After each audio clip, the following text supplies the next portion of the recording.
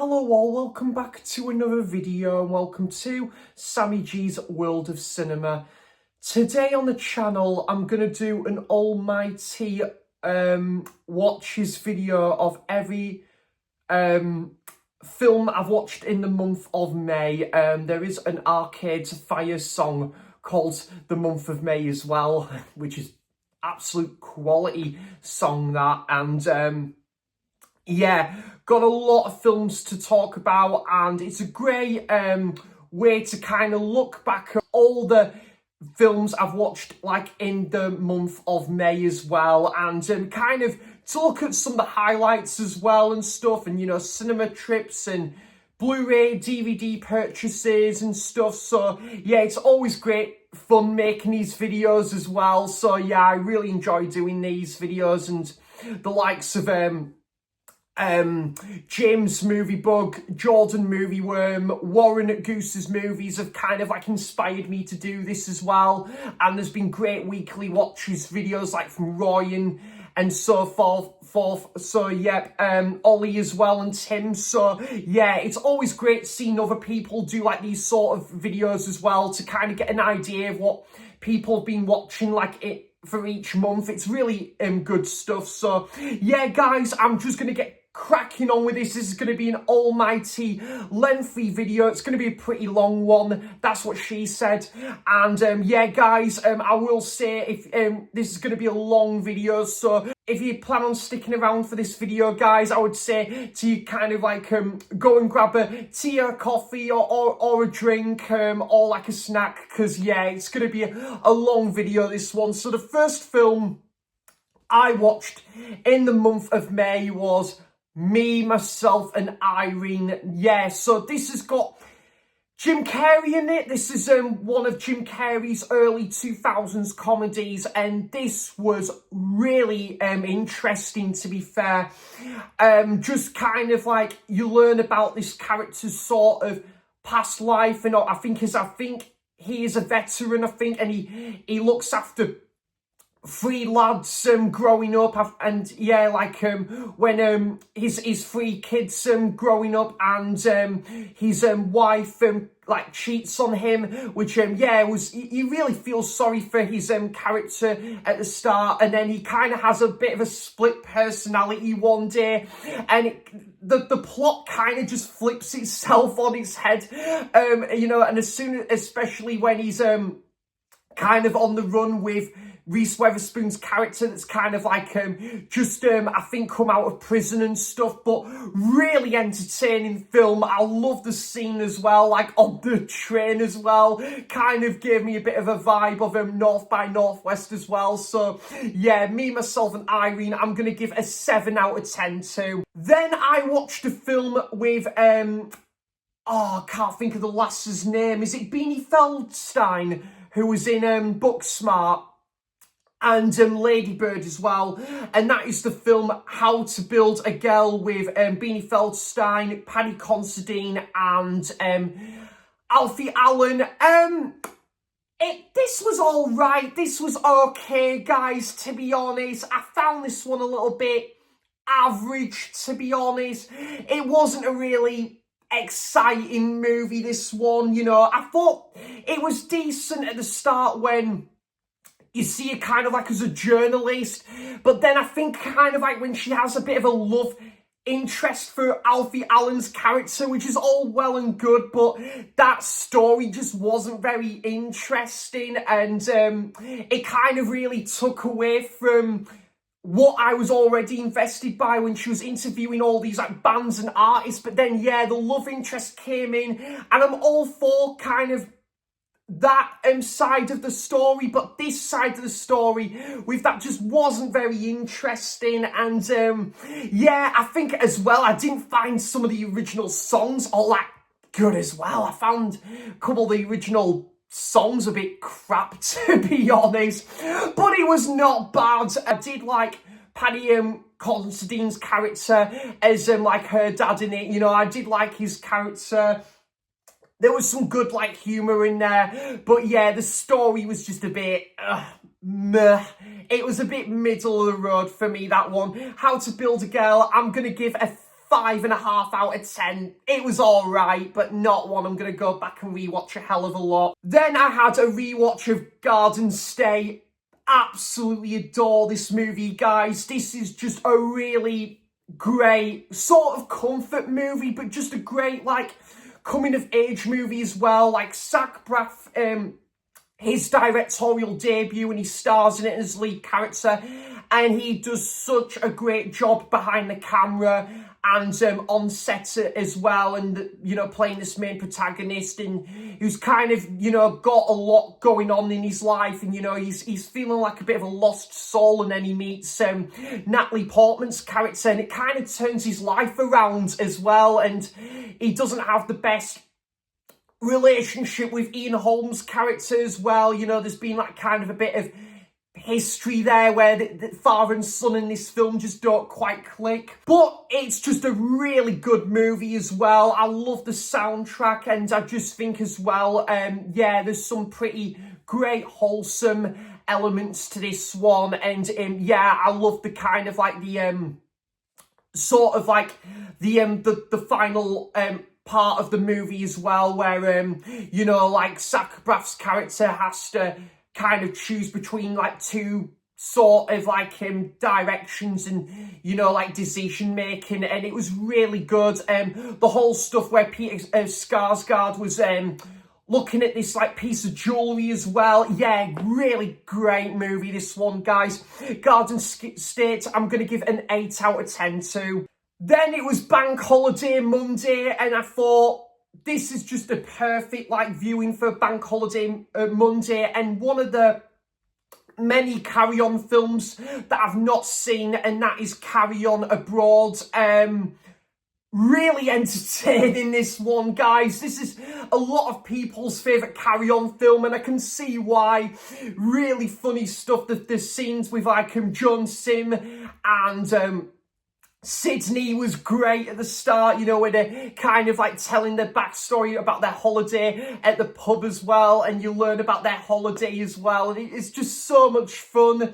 Yeah, I love the scenes at the hotel as well. They're just so enjoyable, and yeah, it was just really entertaining, like you would expect in a Carry On film. Just very self-aware. It knows what it is. It knows what it's doing. And yeah, I found the whole scene with like when they're having like their meal and stuff, again, like Carry On Henry, just really funny as well. And yeah, there is some shit that lies ahead, shall we say, in this film that is to come in this movie, where the characters are kind of in a bit of a like a bit of a messed up situation, but really good fun, this one. Carry On Abroad, I'm going to give a 7 out of 10 to. Then I watched a film that I knew nothing about until watching the wonderful Ash at Popcorn and Horror. I came about his film through his channel, and I think Andy did and Ollie did as well. Came across this film through Ash's channel, and that is the film Cashback, which every time I say that, I always think of like Alan Partridge when he says that, to be fair. But this was really good. This reminded me a bit of the film About Time, which is a film I really love as well. And yeah, the guy who kind of like, he starts to like take on late night shifts at Sainsbury's, and he kind of fantasizes what it'd be like to kind of, you know, like stop time just for like a moment or split second in order to put things right and put things into his own perspective, and to build a relationship with this like lady he's working with, and yeah, it was really good. I love the whole side story between like him and his best friend, or him and his group of friends as well. The whole scene at the party as well. I love scenes like that in movies, where they have a scene at a house party and like kind of love at first sight sort of scenario at like a house party. Wow, I'm really sounding like a bit of a charmer here, aren't I, folks? But yeah, it was Really good movie, guys. Yeah, there was a lot of good heart and soul to this one as well. I really liked the stuff with the main boss in there as well, kind of like getting it up to mischief and that. I'm gonna give this film an 8 out of 10 too. Next up, again, kind of like in that spirit of the like bank holiday viewings. Oh, pardon me, sorry.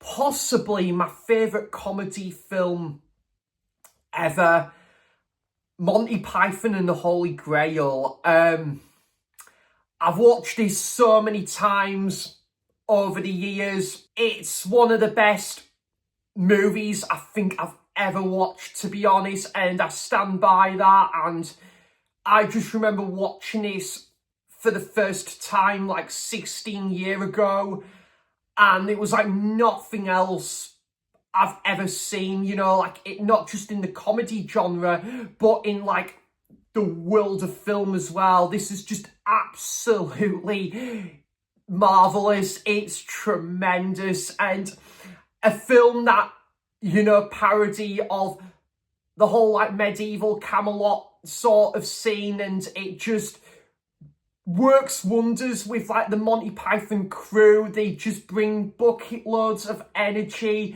charisma to the story. I love the character work that's just gone in here with like King Arthur and his men, and just so many funny moments. The scene with the scene with what is it, like, the obviously with the cardboard rabbit, and it just goes absolutely tits up when he flies over the castle, and that cow as well. Oh god, it is so funny. The scene with the Q&A section as well, with what's your favourite colour, what's your quest. What a fucking great time. And yeah, I do love the whole like animation sketches of the movie as well, the way the film is choreographed, the music. It's just absolute craftsmanship here, guys, and just everyone just puts in their heart and soul into this movie. Everyone's got a great part to play in this. And yeah, the whole Knights of the Round Table sequence as well is just wild. It's left field, but it's just so bombastic and so much fun to watch. I fucking love this movie, guys. Monty Python, the Holy Grail. I don't give many comedy movies a 10 out of 10, but fuck it, yeah, why not? Monty Python, the Holy Grail, it's a 10 out of 10 movie for me. I've seen it countless times. I've always got like my dad and my brother to thank for introducing me to this movie. I just absolutely love and adore it. It's yeah, I think it'll always be my favourite comedy film as well, and kind of what made me fall in love with the comedy film genre as well. Just absolutely brilliant, guys. Pretty abrupt ending, and we kind of don't know what happens after that ending, but it's kind of left to your own imagination, but really good fun. Monty Python, the Holy Grail, just what a fucking amazing time that film is. And it can be same said with this film as well. Pineapple Express, yep. Haven't seen this one in a canny while, actually, to be fair. The last time I watched this film was maybe about probably 7-8 years ago, and yeah, it was great to revisit this one. You know, Seth Rogen and James Franco, I think, make a really good pairing in like these American comedies. I loved the whole like crime story that goes on in this film as well. You know, again, where Seth Rogen's character just witnessed a murder, and they think that this firm like kind of know about like these I think it's like drugs or something that Seth Rogen or James Franco's character like know about and stuff, and it kind of like is interlinked with this murder that's happened and stuff, and it's just really an entertaining movie. Danny McBride, I'm not a huge Danny McBride fan admittedly, but I think his character is really cool in this film, and yeah, it's just a really entertaining film. I love kind of like the opening montage as well, and we're gonna rock down to Electric Avenue, great opening scene, and yeah, great like action final act as well. It's pretty action packed as well. So yeah, Pineapple Express I'm gonna give a 7 out of 10 to. Next up, kind of carrying on with my Steven Soderbergh season that I'm on at the minute, I decided to watch Logan Lucky. I've always been a bit on the fence about, like, when I first watched the trailer, guys, it just it wasn't really doing it for me, and it was a film I didn't really fancy checking out when it originally came out. I decided to just buy the Blu-ray for about, I think it was about £1, £1.50, something cheap and cheerful like that. And I watched it, I put the disc in the player. I had a very good time with this one. This was a lot better than I expected. I mean, to be fair though, this film did get pretty good word of mouth as well when it originally came out, but I really had a fun time with this one. Daniel Craig, in my opinion, like when he kind of puts on like kind of the American accent, it can be sometimes, in my opinion, a little bit off-putting. I do like his character in Knives Out, but I feel when he does the accent, in my personal opinion, that is, it can be a little bit over the top, but it was kind of all right in this film, to be fair. It wasn't really distracting or off-putting. You know, I thought his character was pretty good as well. Channing Tatum, yeah, I thought he had a really good family dynamic in this film, a really good kind of like side story with like, I think it like his wife and his like young girl in this film as well. I liked his kind of like his story with Adam Driver, his brother as well. So there was really good like family dynamic in this film. The new like scheme that they come up with to do like money laundry in this film, like and kind of like within like a racing track as well. Yeah, I thought it was kind of like original and, you know, kind of a bit different to any other like film I've seen in kind of like that crime comedy side genre. Decent story, and yeah, I quite liked the whole scenes as well. Like I think in the film where it that kind of takes place in the prison, and they're kind of like coming up with the plan as well for like this guy to like break out. They kind of like suss out a plan because he kind of knows about this whole like underworld with like money laundering in this film. Yeah, I really had a good time with this film. An all-round really interesting movie. Logan Lucky, I'm gonna give a 7 out of 10 there. Next up, another Steven Soderbergh film, and possibly one of the best first time watches of the year, and easily one of the best films I've watched this month for the first time as well, easily. And we go right back to Steven Soderbergh's like first ever film, and I didn't actually know this was his first ever film, to be honest, but yeah, I was a bit apprehensive about picking up the Criterion for a whopping £26, and I know the HMV Premium Edition is long out of print now, but my goodness, guys, this I absolutely will hands down be picking up on Blu-ray at some point, because yeah, this was amazing. Sex, Lies and Videotape, Steven Soderbergh's directorial debut feature, and what a brilliant way to kickstart his career with this. The conversational side of the movie and the interviews were just so interesting to watch.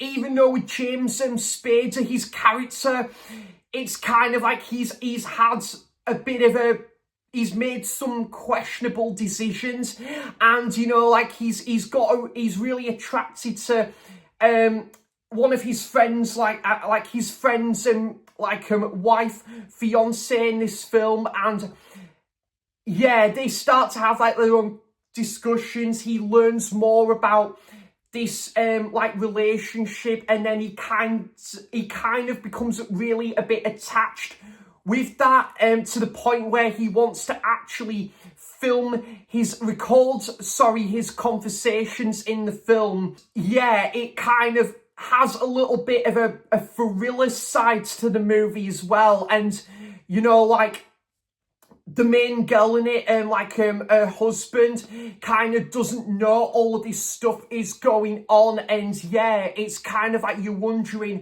when is he gonna eventually find out that his best friend is kind of like having all these like secret confidential interviews and stuff, and these two friends haven't seen each other for absolute years.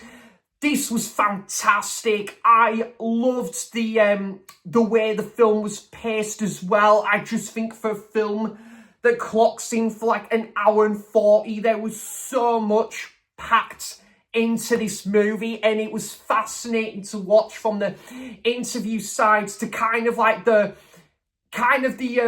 love interest, but then to kind of like learn about why James Spader's character's doing all of this like this shady shit, you could say. It was a really interesting movie, and it was absolutely fantastic, and you know, like low budget movie, and for Steven Soderbergh to do this as his debut movie to kickstart his career is absolutely just fantastic.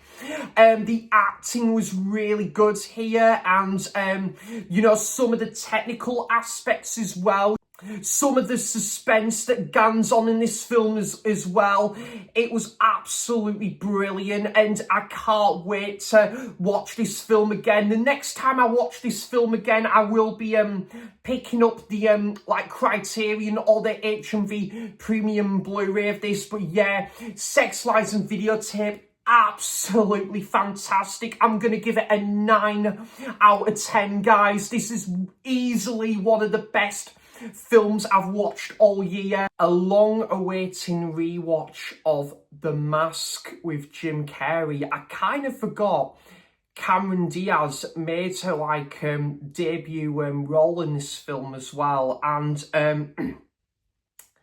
yeah, this was just absolutely great to revisit this one.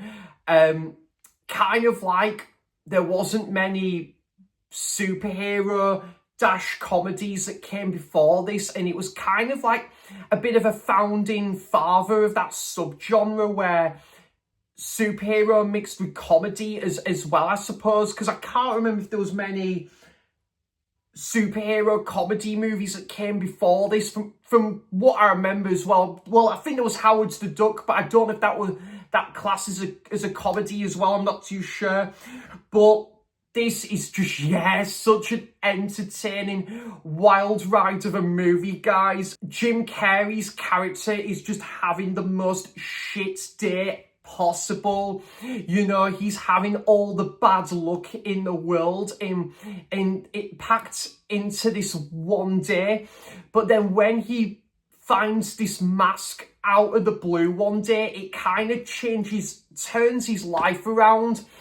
And then he kind of, a bit like with me, myself, and Irene, he has, in a way, like a bit of a split personality as like this superhero with this mask. And yeah, I just really liked the sort of the wacky, fun factor that goes on in this movie. And the transformation scenes as well, as soon as he puts on this mask as well, and like the costumes, you know, like, and kind of like the you know, like the shift in tone of the movie was just really good here. I really liked the love interest to this movie as well, and yeah, obviously that kind of plays a big part into like a superhero movie where there is a love interest, and this one works really well here.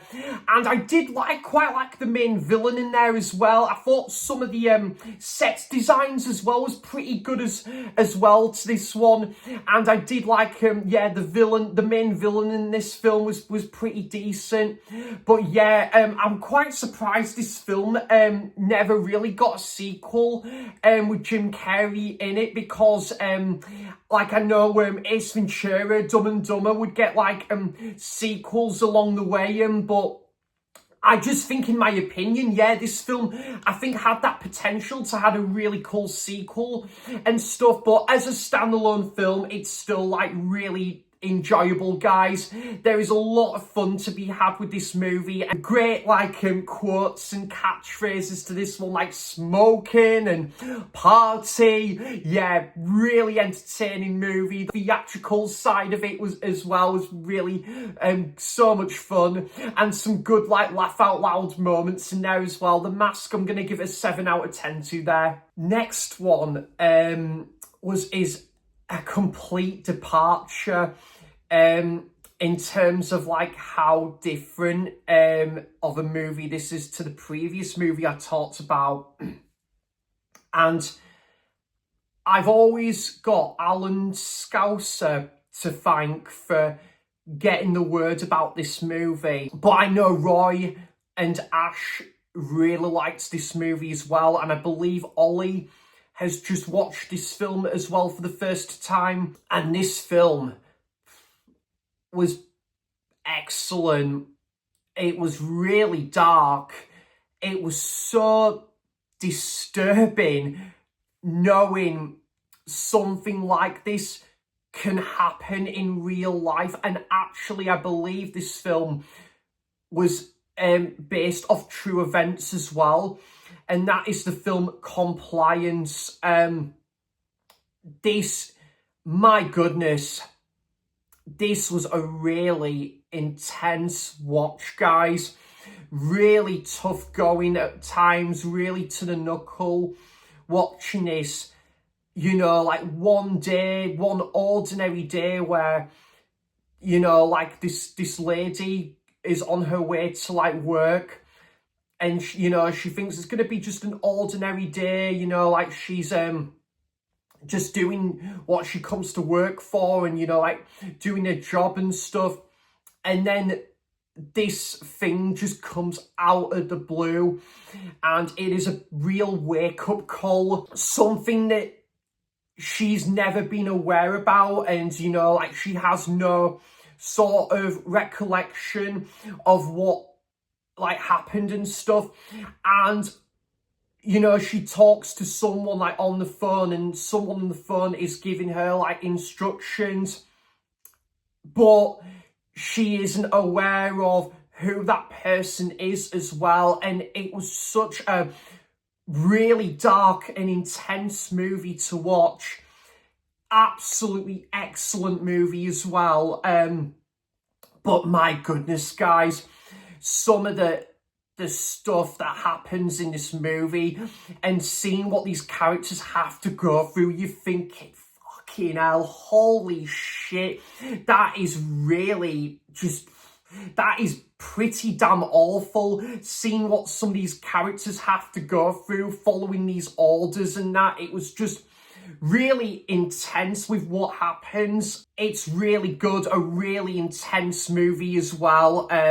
Yeah, the film Compliance, fantastic film, guys. Really intense, like I say, and it's a really interesting to know again that something like this can happen in real life, as awful as it is, and especially for like someone to be put in this scenario. It's just it's really hard to watch.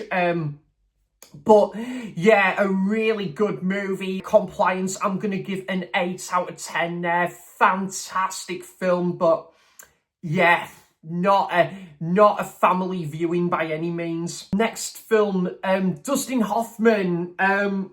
The film that I bought on the Warner Archive label. I know Ollie and Jodie spoke really highly of this movie, and like many of us, them being two great judges when it comes to film, just like many of us in the film community, I took their word for it and I bought this on Blu-ray. And so coincidentally, because when I saw Ollie in Birmingham, I said to him, you know what, mate, it'd be so good if they could do like a 2 for £15 deal with the Warner Archive sales. And like the next day, I believe that sale got announced. So thank you, HMV, right there.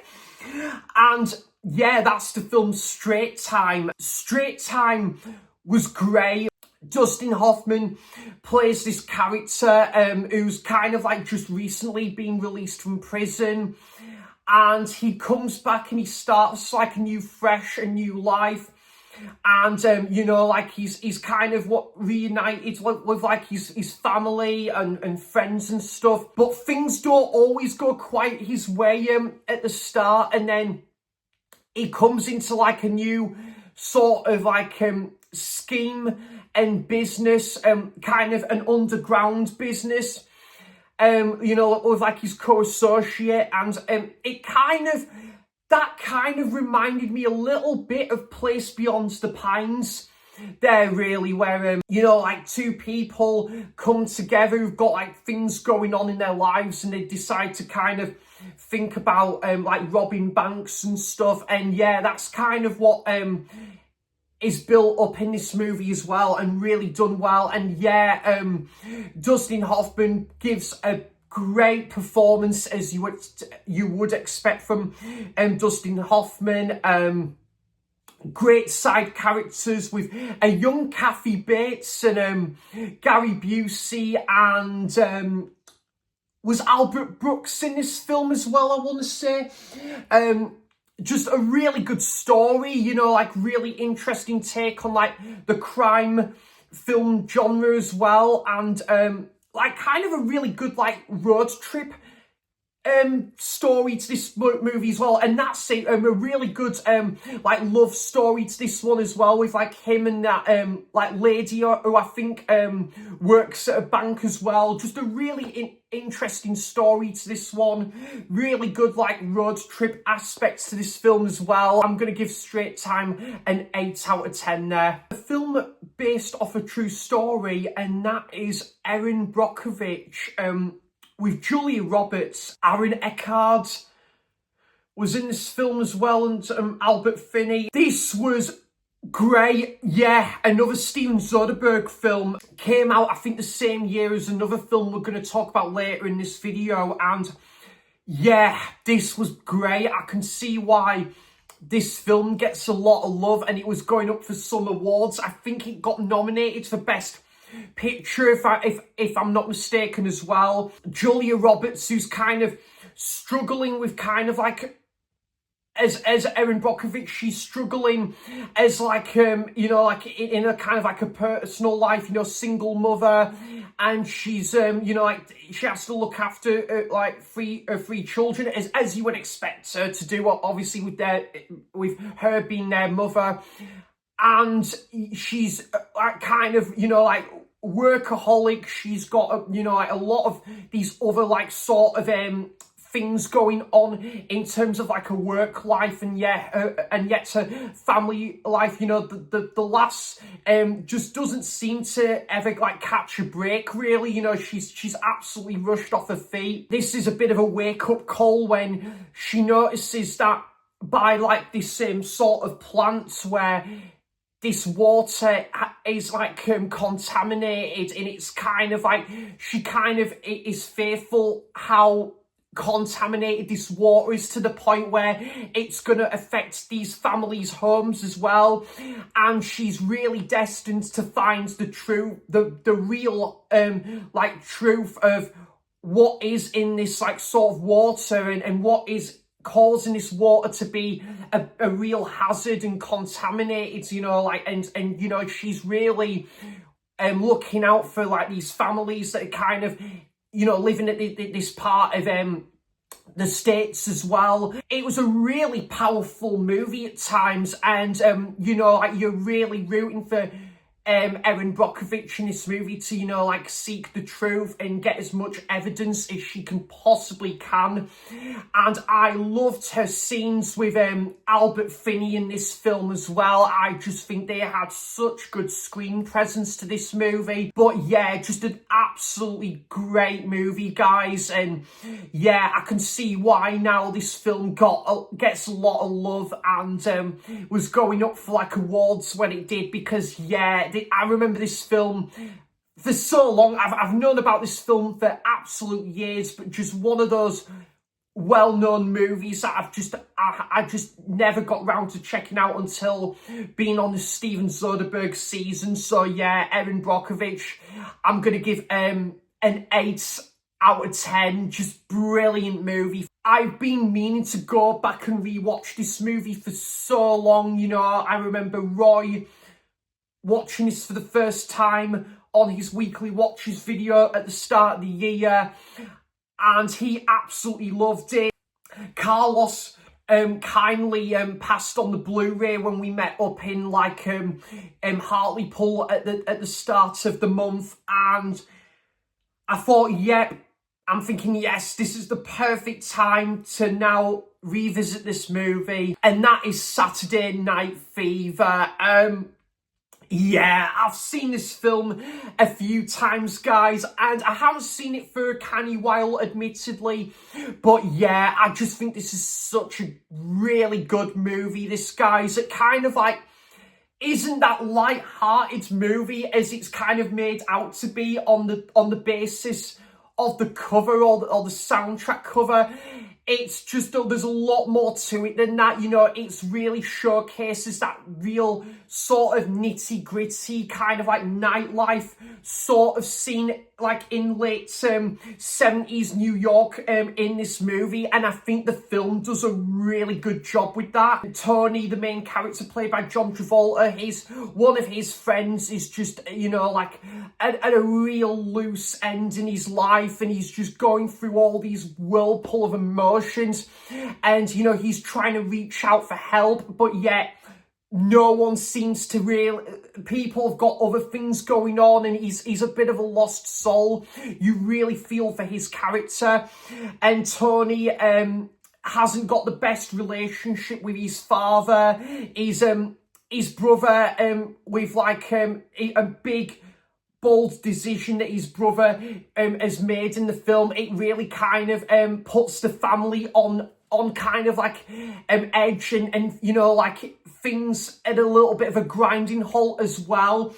It's a really good movie, you know, like the family dynamic is superb, and also all the disco music aspects of the movie as well, and the soundtrack from the Bee Gees is brilliant. The dance montage scenes are just really fantastic to watch. You know, I can imagine that the whole like sort of behind the scenes with like the dance sequences would have just been that entertaining, like for this film, in the making of this film. It just been absolutely brilliant. But the classic opening scene as well, with John Travolta walking down the street, and he gets a slice of pizza and goes to work. It's just a great way to kickstart the movie. I do need to check out its spiritual sequel as well, Staying Alive, and then there's another film, I believe, is it Baz Luhrmann that directed as well, called Strictly Ballroom, which I've heard pretty good things about.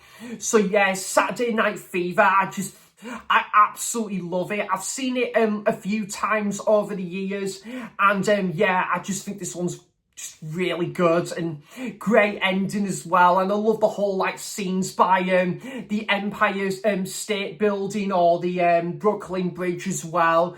Just a fantastic film as well. Great chemistry between who is it again?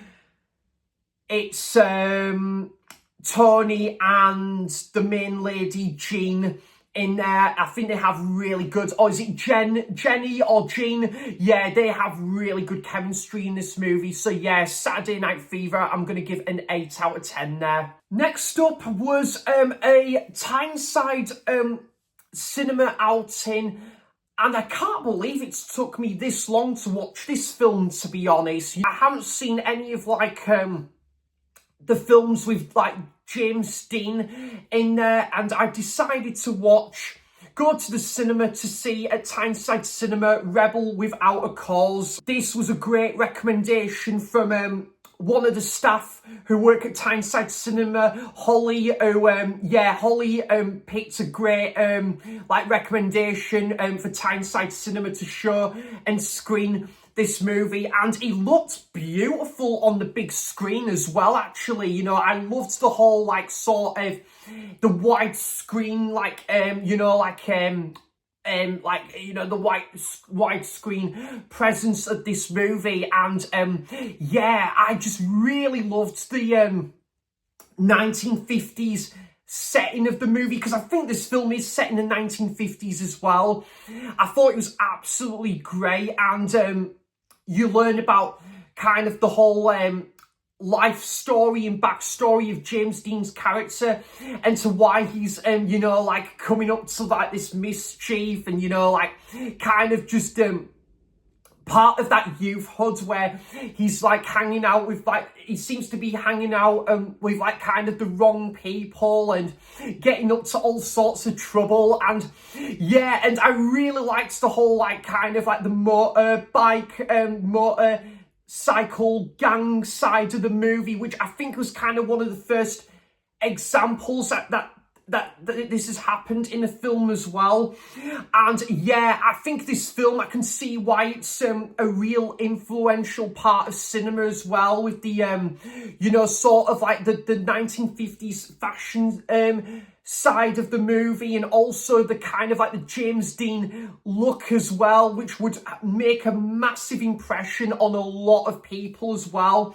And it's just a really good movie. Like, the ending, I did not see coming from a mile off as well. Like, I just didn't think that movie would go that far, and it did. And it's kind of a bit of a shock of how that turned out, and with later on in the movie. But really good film. James Dean puts off a stellar performance in here, and I, again, like a couple of these other movies, I just really liked the family aspects as well, but also when he's going to, like, I think a new college, and the people he meets, the people he wants to try and avoid in the best way possible. I think it just really sets up the movie really well for what's to come, and like which direction this film goes in. It's really good.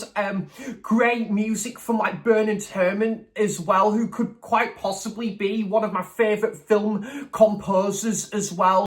Yeah, really good, like, banter between one or two of the characters as well. And absolutely, fantastic film. And I want to definitely see more of this director's work as well, for sure. So yeah, Rebel Without a Cause, I'm going to give an 8 out of 10 to. And yeah, one I would absolutely, hands down, add to my Blu-ray collection. And I definitely would love to, like, revisit this film again, possibly show this to my mum and dad as well, because I don't think they've ever seen this film. So this would be a good one to, like, show to my mum and dad as well, because I know they love a lot of these movies around this time as well. So yeah, that's Rebel Without a Cause there. And after Rebel Without a Cause, and after having such a brilliant time with that film, I then jumped into the next showing, and I think the only showing of a double bill of Frankenstein and Bride of Frankenstein. I went with my good friend Jay to go and see as well. Jay is back at Tyneside Cinema now. He's working there again, so it's always great to chat to Jay when I get to see him when he's working and that. And yeah, Jay, if you're watching this, we're gonna have to do our watch along of Batman Forever at some point. That would be really cool. But yeah, great to see both of these movies with Jay. And yeah, I know Jay is a massive fan of the original like Universal monster movies, and I think this might be his favourite. I'm not too sure, the original Frankenstein. And I saw it as a double pairing with Bride of Frankenstein. And oh my goodness, yeah, I really had a good time with this one, guys. I thought, this being my first time watches of both of these movies as well. And I'm so glad the way I did it now was to see both of these as a double feature at the cinema. And this is just what I adore about Tyneside Cinema, guys. You know, screenings of a lot of these classics, it's just like going back in time and seeing like these movies of how they originally came out at the cinema as well. It's just like stepping back in time. It's just absolutely brilliant. I love Tyneside Cinema with all my heart. And in fact, guys, that could make a good video. Best cinema experiences I've had at Tyneside Cinema. Might make a video about that at some point. Yeah, that was a bit of a light bulb moment right there. But yeah, the double bill of Frankenstein and Bride of Frankenstein was just brilliant. It was kind of, you know, a real sort of, it was a bit of a turning point. It was very much kind of, you know, a bit of a game changer in the, genre of horror, you know, because this is when a lot of the, Universal monster movies started to get released and stuff one by one. And, yeah, I thought this is brilliant, you know, like based off the book as well. And for a film, again, like this is a bit of a weird comparison, but like a lot of Disney classics, like this film clocks in for about 70 minutes and there's just so much packed into this film. It's absolutely amazing. Like you get those films that can go on not all the time, but sometimes you get films that are kind of like 90 plus minute and yet they kind of can feel a bit of a slog. But this was just absolutely just goes to show that this you know, like these are the sort of films that can easily go longer and I would still be entertained throughout. Yeah, the original Frankenstein with Boris Karloff, just really good fun.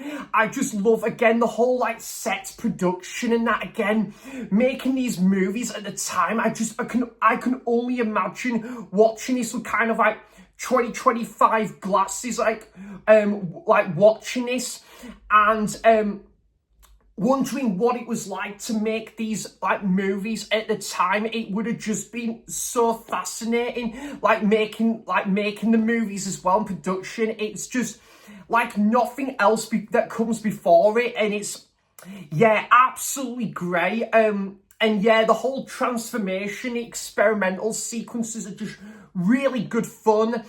But yeah, I think I'm gotta say I probably do slightly, just ever so slightly prefer Bride of Frankenstein. I really liked all the side characters in here were really good fun here, like the townspeople and you know, like Boris Karloff as Frankenstein. And I really liked how he's kind of like lurking around the woods as well, and he's kind of reaching like this cliff as well, and he's hiding from these townspeople. Yeah, I just think it really goes intertwines nicely in regards to what happened at kind of like the end of the first movie, and I just think this film really does it well as sequels go as well. And yeah, I just love the whole the kind of like the romantic twist as well, and the side story with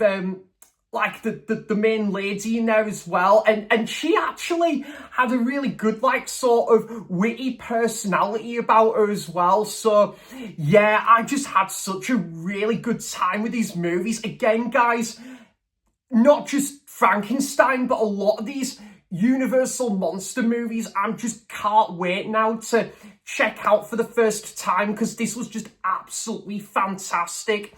And again, the whole costume and makeup and the setting as well, the location choice was just really good here. So yeah, I'm going to give each for Frankenstein and Bride of Frankenstein, although Bride of Frankenstein I think I might have just slightly preferred, I'm going to give it an 8 out of 10. And yeah, I definitely can't wait to do more like double features and double bills like this, because they're just so much good fun and great crowds to like accompany it as well. So yeah, definitely stay tuned, because I might potentially do a video about that in due course. All right, and the next one is to carry on with my American comedy season that I'm on at the minute. I've decided to rewatch Step Brothers. I've watched this film a handful of times over the years, but it has been like a canny while since I last watched it.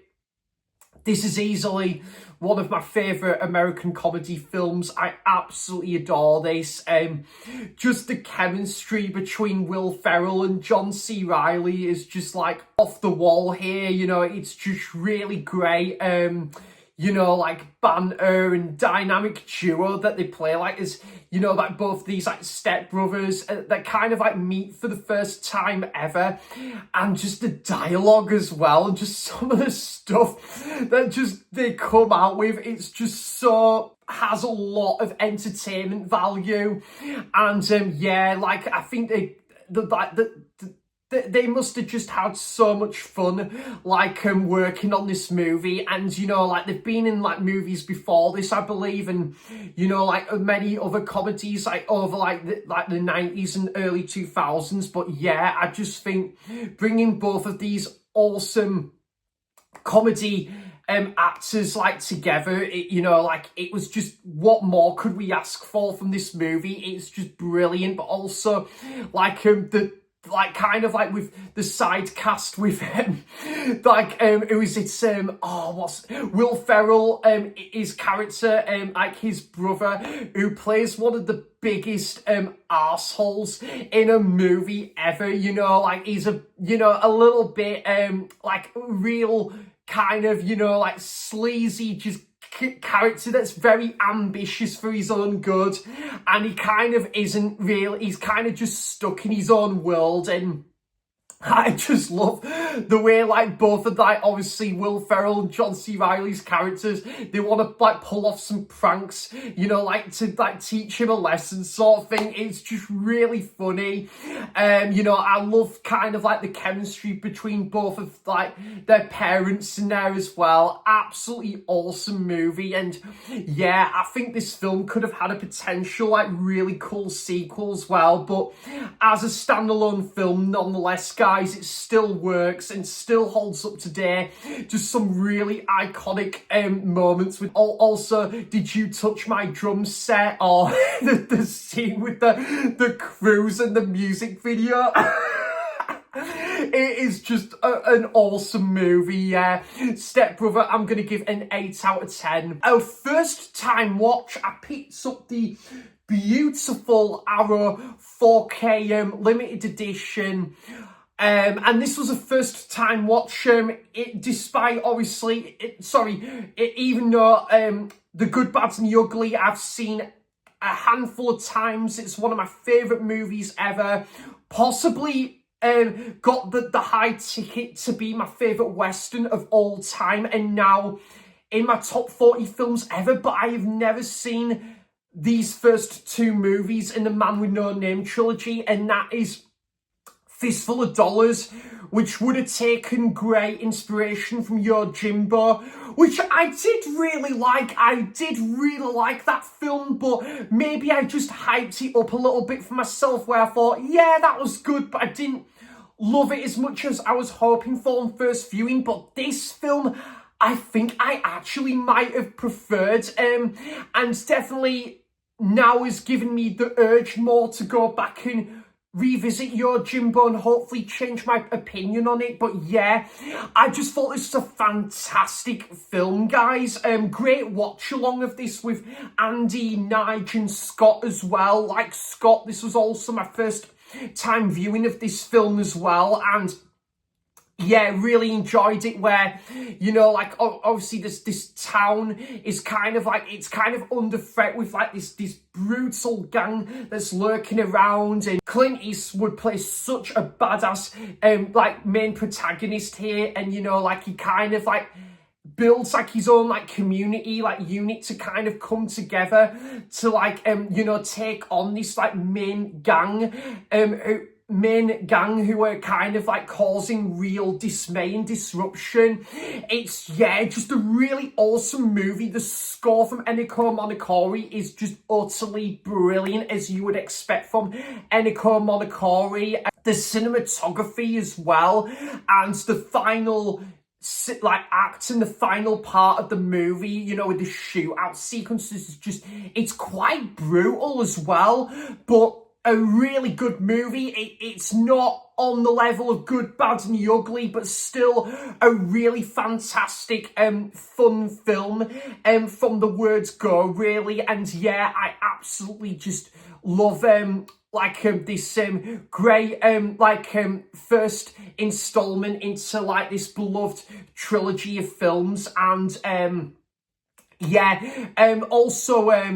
like, love Clint Eastwood's character, some of the other side characters as well. Like, there was a side group in there that were kind of like this main evil sort of gang, and I must admit, their like sense of humor was utter shit though. They would basically just laugh at everything, guys. Everything and anything they would just laugh at. They could just be, oh, they've opened this barrel, and they would just be like, or they would just be like, they would just see like something in the sky, and, you know, like there could be like a bird passing through under the sky, and they're like, it was like that. They would just have such a shit sense of humor. So they would just be laughing at constantly at everything they see. But yeah, I really just had a great time with this movie. I love the scenes where Clint Eastwood and where he's like sees he goes to this like he sees all these barrels in like this room and stuff, and how he would like handle that, and what kind of lurks around the corner. I just thought that was one of the highlights I took away from this movie. So yeah, Fistful of Dollars. We all have to thank Akira Kurosawa here for like being a big influence on cinema, and also Sergio Leone to make this movie, and it's utterly fantastic. So Fistful of Dollars, I'm going to give an 8 out of 10 there. Tyneside cinema trip, and this time around I went to go with my dad to see this, and this was the first time me and my dad would go and see this movie as well, and that is High Noon. Fantastic film, guys. Yeah, I'm gonna always thank Roy for kind of introducing me to this movie, but very kindly he sent the Blu-ray my way like later last year, and yeah, massive thank you to Roy for that. I believe this is also getting a 4K release as well, so it's great to see this movie get that 4K treatment as well. But yeah, High Noon, and of course, really happy with the Blu-ray as well, and I'm always going to be happy to stick with that Blu-ray, but great to see this movie still nonetheless get that 4K treatment. I just think this has got really good story. It's kind of not your straight-ahead Western, where it's kind of got a bit of a, you know, like kind of a downbeat feel about it, this movie. You know, it's very kind of, it's slow-paced, and it takes a while to get going, but when you stick with it, it just tells for a really good movie. And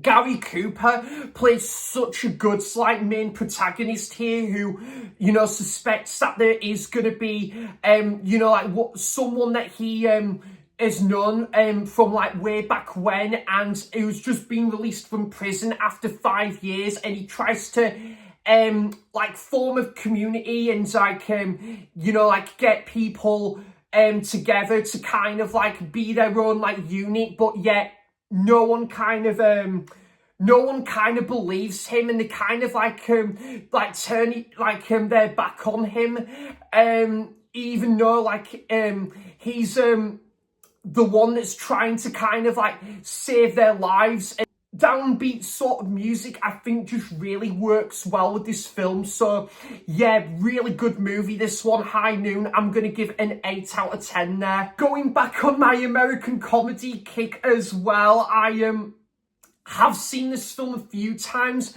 but I've not seen it for a canny while now, and that is the film This Is the End. You know, with a stacked cast, and oh my god, yeah, I haven't seen this film for such a long time, and it was really great to go back and revisit this one after so many years, guys. I just really enjoyed my time with this film on on revisit. You know, again, great choice of casting with Seth Rogen, James Franco, Jay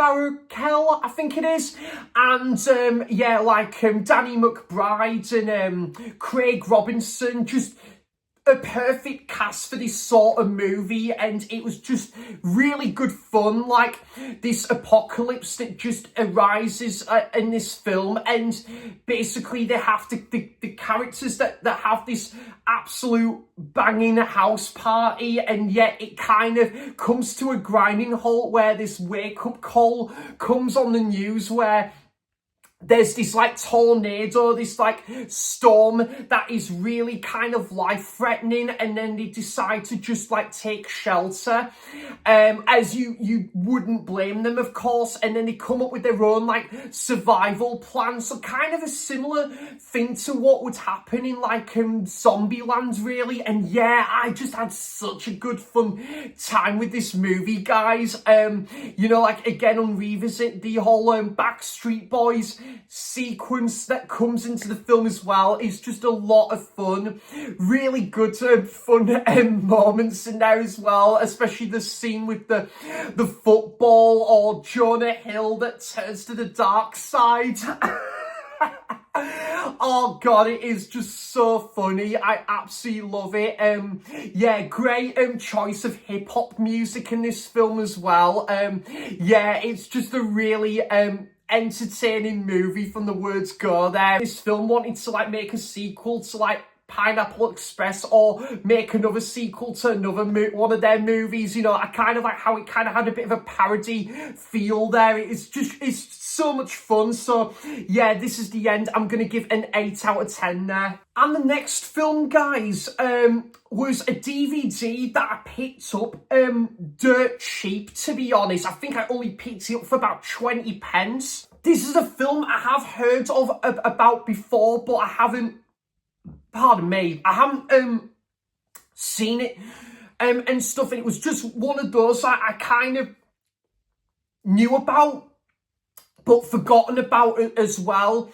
And I thought, because of the American comedies that I've seen kind of prior to this, or even watched for the first time, there's something about Mary, or Never Been Kissed, you know, there's something about Mary starring Ben Stiller, and Never Been Kissed starring Drew Barrymore.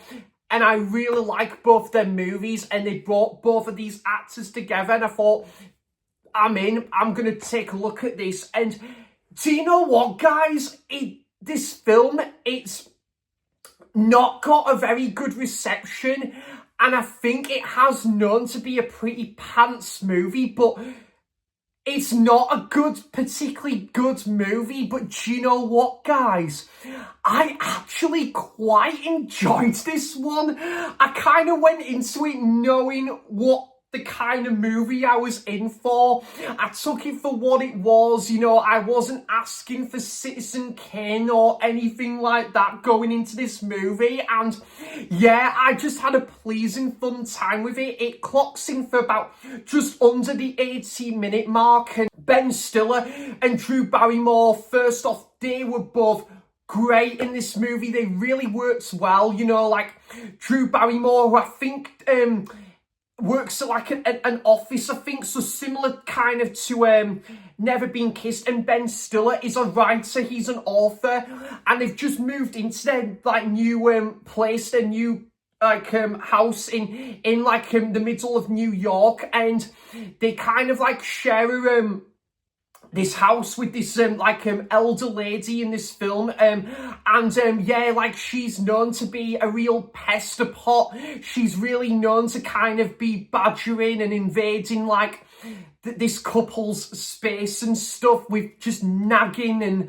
asking just for constant requests and that, and yeah, like it was a bit, and causes a lot of disruption, but unintentional disruption, and it kind of really rubs this couple up the wrong way. It really does. I quite liked the direction and the narration from like Danny DeVito in this film as well. Quite a fun movie, this one. Yeah, Our House, I'm gonna give a 6 out of 10 there. A couple of really comical moments in there as well, and another DVD that I picked up for cheap as chips, or like you know, like less than what a coffee would cost, and I got the DVD of the film The Good Girl. Now, I actually can't remember if I've ever stumbled upon this movie, you know, when I've been like physical media buying, when I've been like out and about, like say Newcastle, or even growing up in West Yorkshire, where I would be spotting all these like DVDs, but I can't remember if I ever spot this one on like the shelves. But kind of what really helped me, the urge to buy this one, was Geordie did a fantastic video about films that made her fall in love with film, and one of the films she kind of spotlight on was the film The Good Girl. Now, I was expecting this was gonna be a kind of another light-hearted comedy, but oh my goodness, no, it wasn't. Absolutely wasn't the case. And this has Jennifer Aniston, a young Zoe Deschanel, and John C. Reilly, and a young Jake Gyllenhaal, and so a fantastic cast to this one, and I think it's got Hank from Breaking Bad in this film as well. But yeah, I really liked this one. It's got a little bit of a dark feel about it, you know, like I kind of looked at John C. Reilly's character thinking, oh, is he gonna be, you know, like be a bit, you know, like not, you know, like not all what he seemed, and it's not really the case as it turned out to be. You know, he was a decent character, but just not kind of the sort of the relationship that Jennifer Aniston had in mind. And you know, like her working at like this convenience like store, meets Jake Gyllenhaal's character, and he just has started working there, and then they kind of have a bit of a close friendship at the start that would lead to something else like down the line. And yeah, I had a good time with this one, and yeah, it was great to see Zoe Deschanel play a good like supporting character in this film as well. Jennifer Aniston played such a different role to like any other film she's been in like prior or after, should I say, to this as well. So yeah, good movie. The Good Girl, pretty good like sort of downbeat like music to this one as well, and really well narrated. I'm gonna give this one 7.5 out of 10 there. Me and Ollie had a rewatch of Anora, and this was our watch along that we had. The first watch along for me and Ollie, having like our first watch along. And yeah, this was great to revisit this since seeing this at the cinema. Now, like Ollie, this is the first time seeing it since the cinema, and well, second time seeing the movie, but first time seeing it again since the cinema. And yeah, it was my film of the year for a reason, guys. And I think watching it again, it might have just been that extra bit better on like second viewing. I just absolutely adore this movie. Mickey Madison, I can see why she took home Best Lead Actress at the Oscars, because she gives an absolutely stellar performance here, and all the other side characters are just really good. The main guy in it, you know, like kind of like he's kind of stuck in like his own world, and he kind of forgets that he's taking on like these big responsibilities, and he just doesn't know what's like coming around the corner and stuff. And as soon as, you know, like this lass comes into his life, they start to have like their relationship, and he totally throws everything out of the window in regards to like extra responsibilities in regards to like this house and stuff, and all things just break loose from the get-go, really. This is just an absolutely phenomenal movie, guys.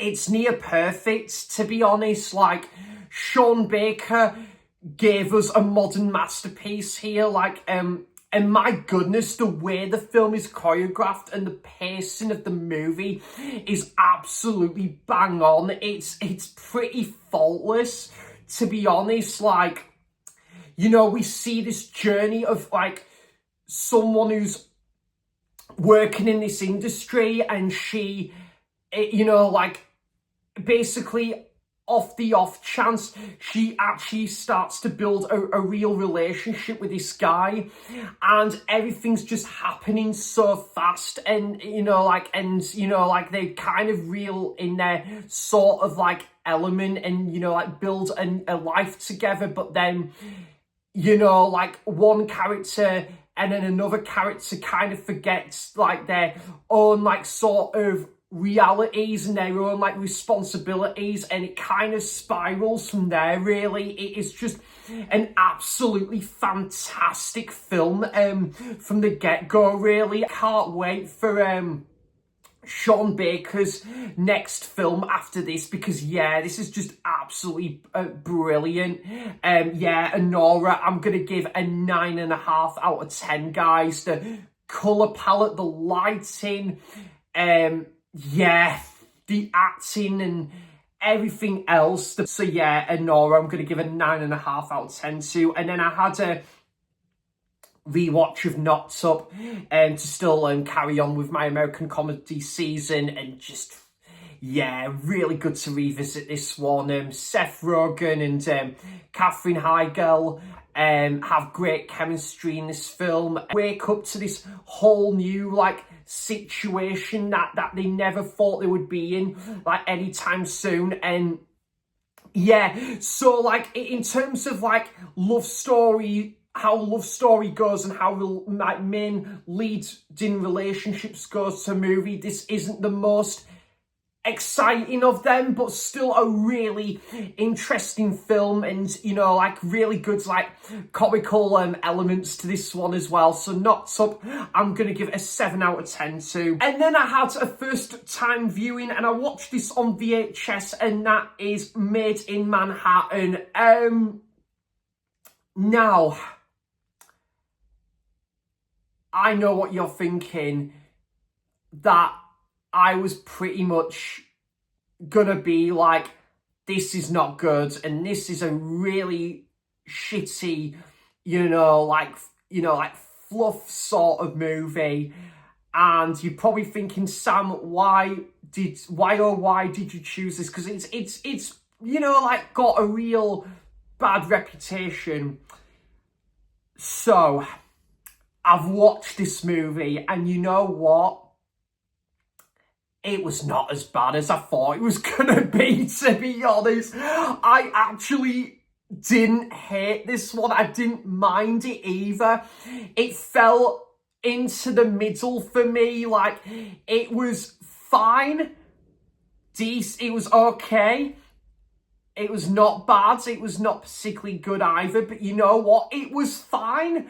It was okay. And it was nowhere as bad as I thought it was going to be.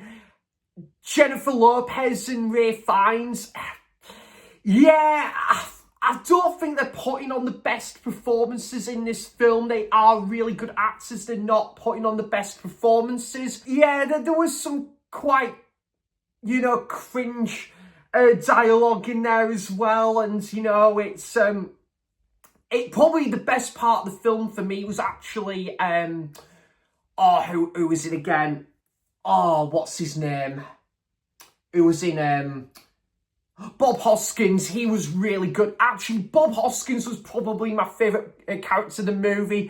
And yeah, the hotel was pretty good.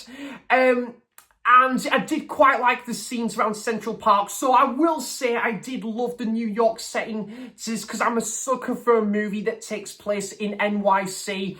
And this was decent.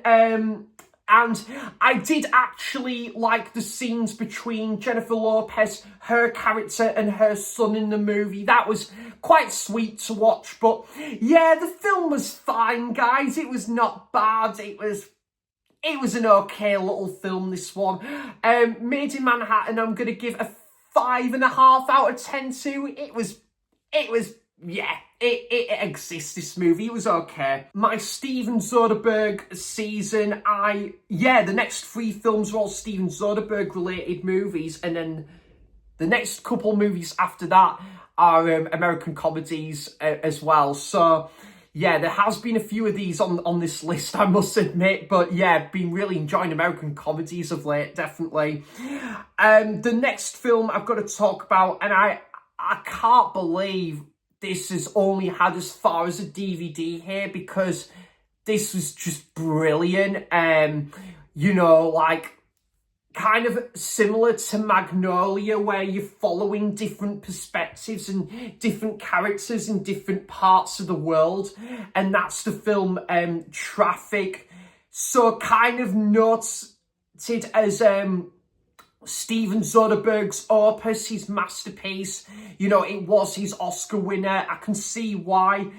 Is it my favourite Steven Soderbergh film?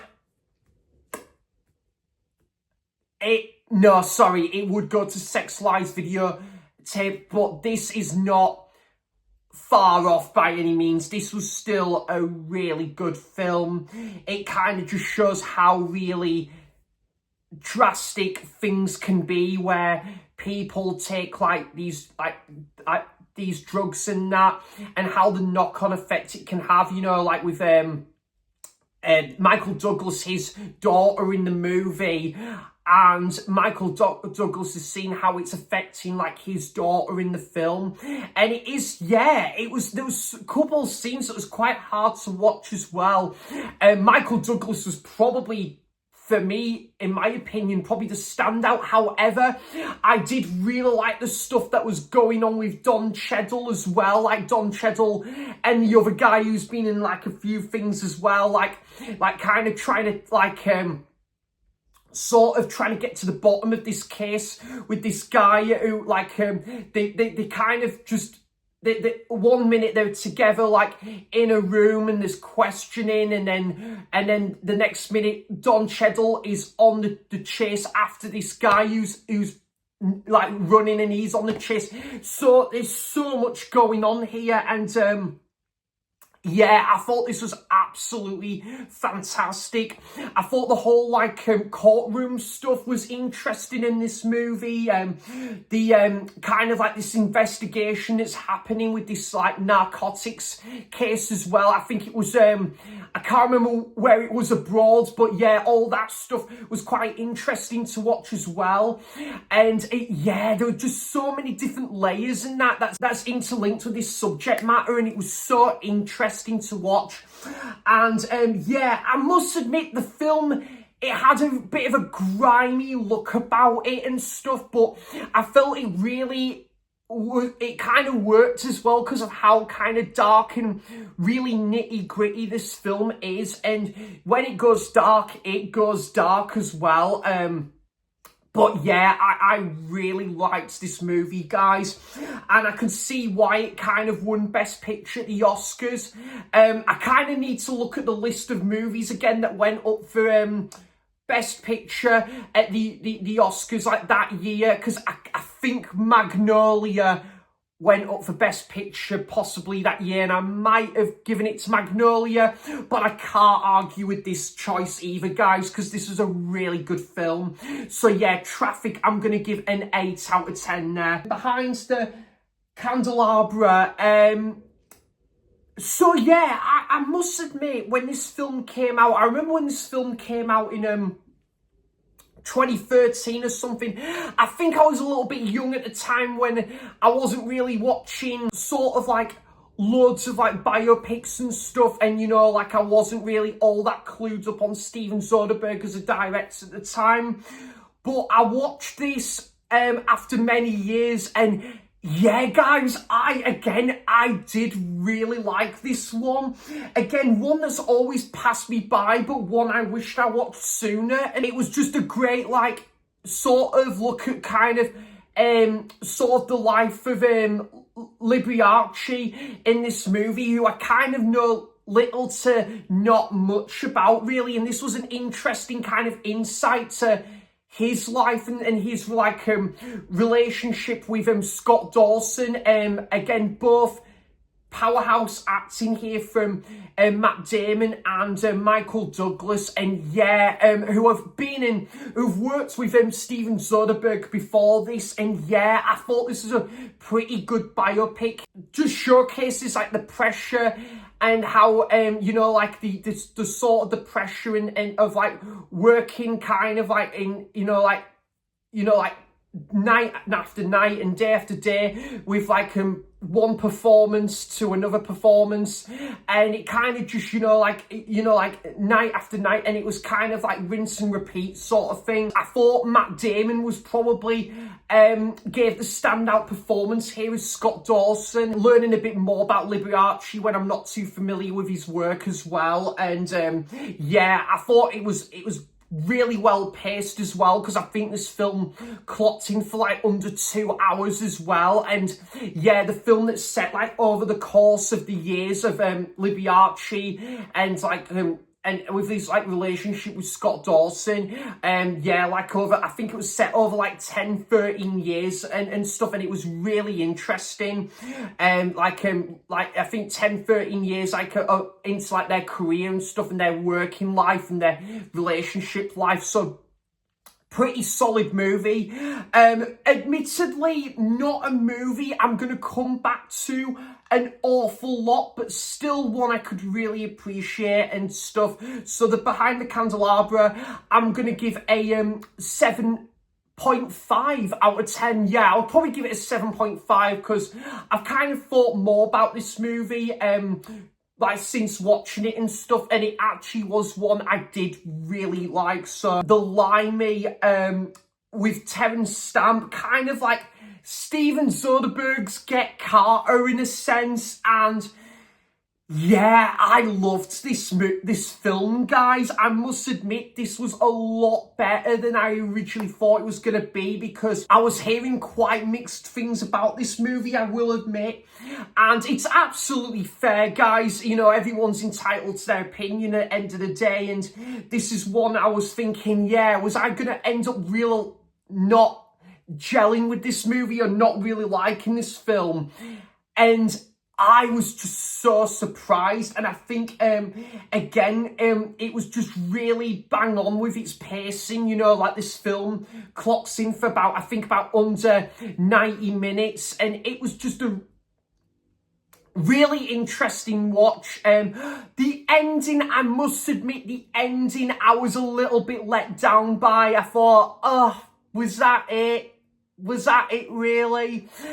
So I wasn't huge on the ending, but apart from that, it was a very good movie, guys. And just Terence Stamp just kind of released from prison in this film. Like, his character is released from prison, his daughter's like disappearance, and you know, like kind of like the whereabouts and kind of like the where she last was seen, and you know, like kind of like who she kind of hung out with and associated with whilst he was in prison.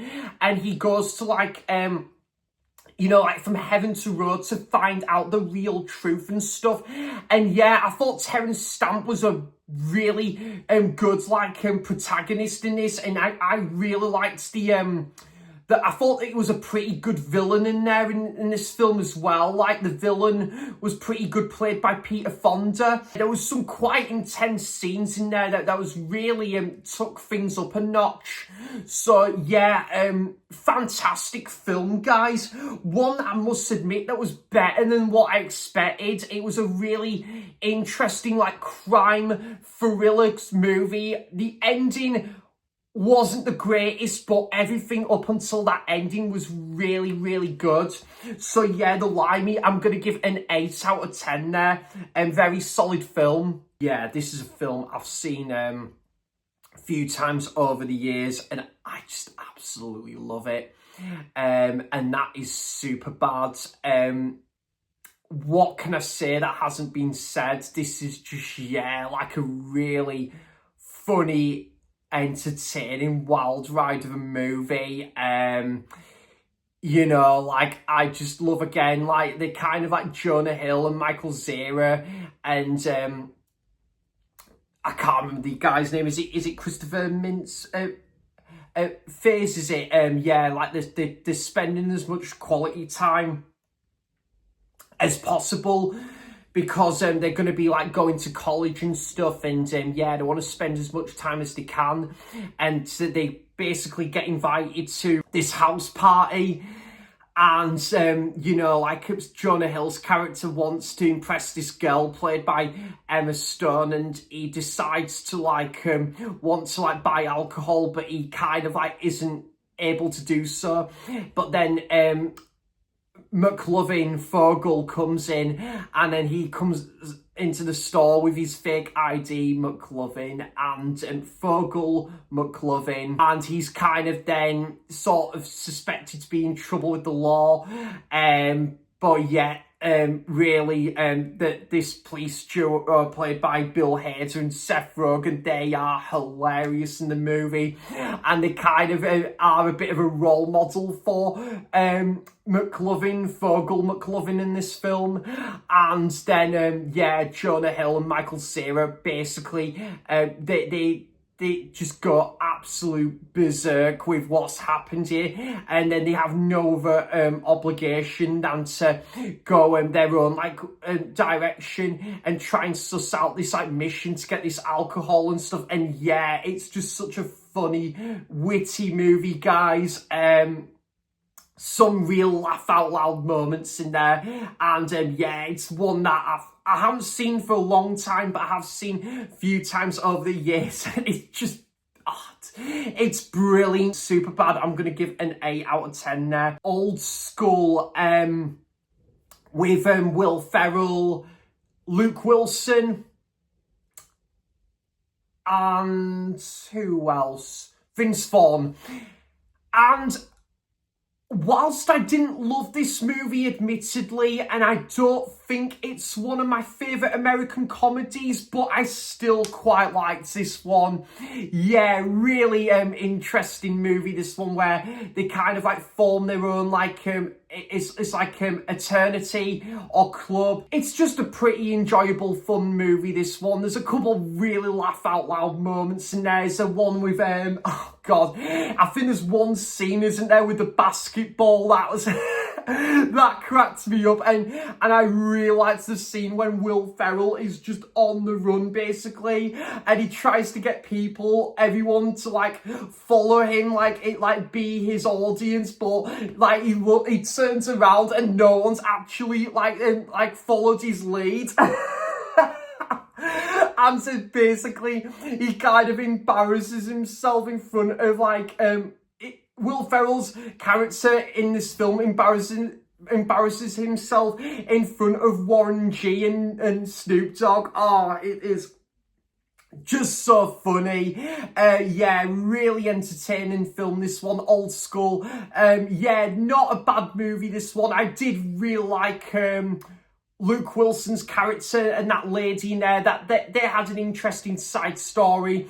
I'll give this one a 6.5 out of 10 there. Lost Boys, yeah, at Tyneside Cinema, and really good to yeah, like really good to see this one, because it has been a while since I've last watched this film, and probably about 5-6 years since I've last seen it. And yeah, really good to see this one on the big screen. Great crowd and reactions as well, and yeah, great like 80s vampire film, this one. Good soundtrack, you know, like great set of characters as well. I absolutely love the I think it's the uncle or the granddad in this film is definitely the standout for me. He's just so funny, and yeah, just awesome movie.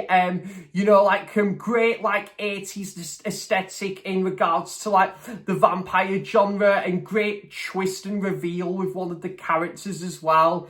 And both of the Coreys are really good, like characters in this film. Corey Feldman and that other guy, they're probably again like the standout duo in this film as well. And the transformation scene with the vampires as well is just really good fun. Great with Kiefer Sutherland in this film. Yeah, awesome movie. The Lost Boys, I'm going to give an 8 out of 10 to. Just an awesome 80s vampire flick there. Bad Neighbours, with Rose Byrne and Seth Rogen and Zac Efron. Yeah, this is just a really daft, funny film, guys. I love the scene with the cushions, is it? And one and that it's kind of like this cushion that just explodes in the movie. Oh god, and seeing the characters' reactions in this film, it's just, it is so funny to watch. And yeah, I just really liked this. The scene at the start as well is, it's really funny film, and just a great concept for like a comedy film as well, where I think it might have been done before, where this couple and they've got a newborn, and they're next door neighbours, like new next door neighbours that move in, and they're just basically, you know, like being like absolutely just, you know, like they're just being as disruptive as they could possibly be. You know, they've got that, you know, like they've got it in them to cause the most like disruption out there as possible. A really entertaining film. The scenes between Seth Rogen and Zac Efron, when they basically, 1 minute they're laughing, and then the next minute they're arguing, and yeah, just some of the writing is really good in this film. I'm gonna give it a 6.5 out of 10 there. I know this is like hailed as one of the most beloved American comedies out there, especially of the 90s, and I watched for the first time 10 Things I Hate About You. Yeah, what a great comedy film this was. A great like retelling of Macbeth, Shakespeare play, and yeah, just absolutely great. This guy, you know, like Joseph Gordon-Levitt, a young Joseph Gordon-Levitt and his friend are doing things to kind of like impress this girl, and they're kind of like following like these orders, and then like Heath Ledger, as cool as Heath Ledger is in this movie, and you know, like he's kind of he's kind of starting to fall for Julia Stiles' character, and they kind of have their own bond in this. And yeah, it's just a really charming movie, this one. It's, yeah, like, again, it's not like laugh out loud funny throughout the movie, but the story works. It's just, it's so much fun, and you know, like it kind of, you can tell this film has got like 90s all over it, even though it's based off a Shakespeare play. It's got that 90s feel about it, and yeah, just a good soundtrack as well. Great like setting with the whole like the costume party, or like the is it like the disco as well? Just again, like the dance party. Just, yeah, I just love like kind of like that. It's kind of just really works hand in hand with like 90s movies that as well. So yeah, just really liked this one, man. It was just really good, and yeah, like I can see why this movie gets a lot of love when it does, and all the actors and the cast are just having such a great time. We're in this couple of characters there you really kind of despise, but there's a lot of other characters that you're really on board with, and yeah, I really enjoyed this. 10 Things I Hate About You, I'm going to give it an 8 out of 10 too. The next film, again, a complete departure and different tone altogether. Compared to a lot of the movies we've talked about here today on the channel. And that is Throne of Blood from Akira Kurosawa. Now, you know how I was saying, I watched Yojimbo, and whilst I quite liked it, I was a little bit underwhelmed by it. This film was the complete opposite. Like, I knew I was going to love this movie, but not to the point where I was going to love this movie, and this ended up as one of the greatest films I think I've ever watched in my life. This was absolutely incredible, guys. This was absolutely breathtakingly brilliant.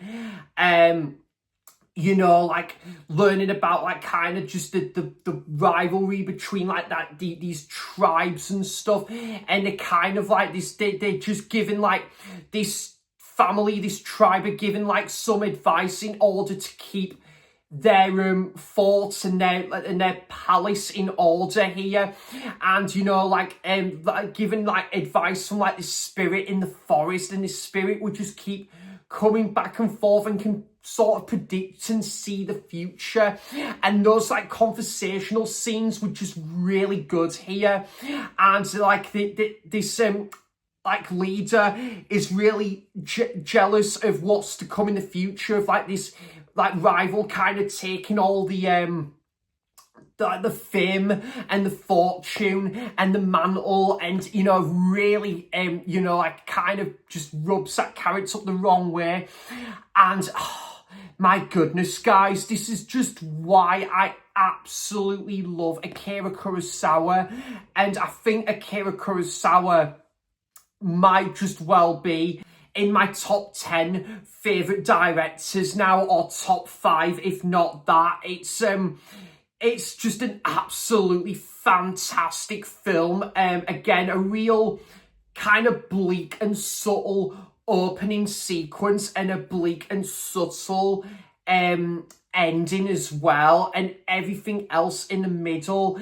It's got a similar feel to it, but you kind of know the reasoning why it has that bleak and subtle start and that bleak and subtle ending. Amazing movie, and I just love the whole scene where the two characters are just like walking around and observing these woods, and then they would meet like the spirit in this woods, and you know, like I kind of was thinking if that was going to be the entire movie, where you're just focusing on these two characters, which I personally would have been fine with, but then to go in this whole different avenue, it was absolutely marvellous. The samurai scenes and that were absolutely, utterly superb in there, and that ending, woof, my goodness, was just, it was quite daunting as well with its conclusion, but just wrapped this film up to a T.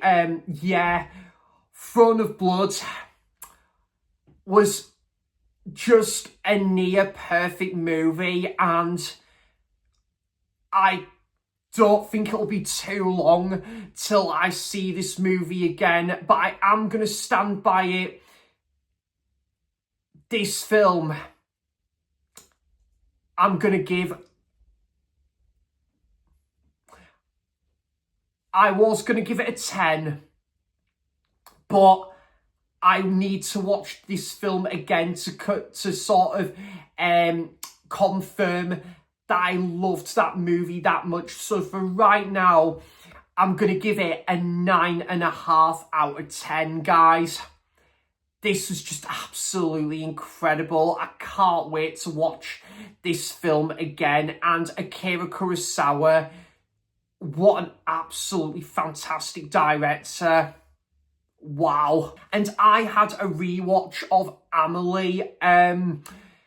Yeah, this film is kind of the opposite for me to Throne of Blood, speaking in terms of like first viewing, because the first viewing of it I was a little bit underwhelmed by, and I didn't really know how to process that movie at the start, because I know it's quite a fast-paced movie and stuff, which is all well and good as long as it's got a really good story to accompany it.